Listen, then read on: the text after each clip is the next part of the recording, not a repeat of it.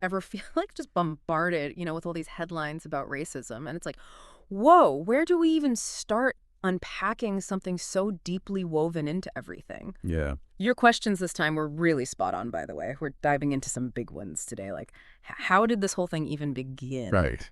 Do people, like, actually believe in racism today? And the one that always seems to be on everyone's mind, what can we actually do about it? Hmm. So buckle up, everyone. Time to go deep.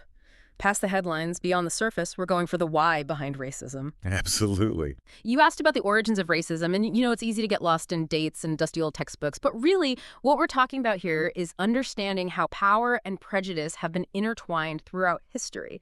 That's how this whole thing got its roots. Absolutely. Yeah. It's not like we're born with racism pre-programmed in us, Right. right? It was built, it was constructed piece by piece to justify keeping certain groups down and maintaining control. Wow. You look at someone like Rudyard Kipling, right? His poem, The White Man's Burden, Okay.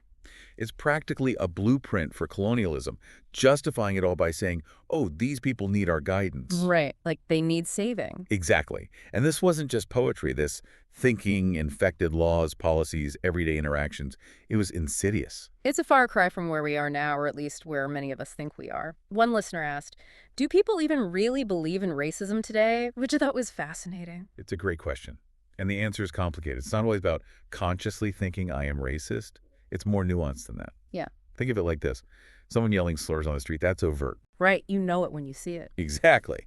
But then there's the subtle stuff, Mm. the unconscious biases we all carry, like clutching your purse a little tighter when you see someone of a different race walk by. It might not even be a conscious decision, but those biases are there. It's insidious. It is. There was a study out of Harvard. It found that even people who consciously reject racism can still have these unconscious biases. And these biases, they affect split-second decisions, often without us even realizing it. Oh, kidding. And these biases, they often show up as microaggressions.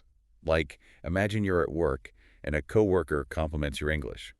Seems harmless enough, right? But if you've lived here your whole life, Ooh, I see what you mean. it reinforces this idea that you're somehow different, that you don't quite belong. Right. It's like they're saying you're a foreigner in your own home. And that brings us to another big question from our listeners.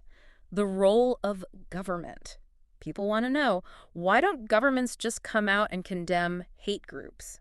Why the hesitation? That's a tough one. Because it bumps up against this really tricky issue. Free speech versus hate speech. Right. Where do you draw the line? Exactly.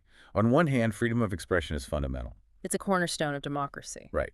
But governments, they also have this responsibility to protect their citizens. Oh. Protect them from discrimination, violence, all of that.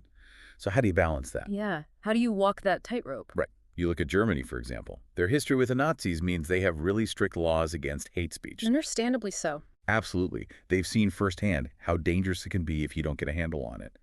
But even then, even with those laws, the debate continues. When does limiting hate speech turn into limiting free speech? Does it stifle debate? It's such a tough issue. So much gray area. So given all of this, where do we as individuals even begin to tackle something so deeply ingrained as racism? Honestly, it starts with each of us. Educate yourself. Seek out diverse voices, stories from people who've experienced racism firsthand. And when you see prejudice, when you encounter discrimination, challenge it, even if it makes you uncomfortable. It's not about being comfortable, it's about doing what's right. Exactly. And support organizations fighting for racial justice. Whether it's your time, your money, your voice on social media, it all makes a difference. It's like tending a garden. Weeding out racism requires constant work. It's a process, not a destination. Absolutely. So, if racism isn't something we're born with, if it's a structure we built, does that mean it's a structure we can dismantle, brick by societal brick? And if so, what does that look like?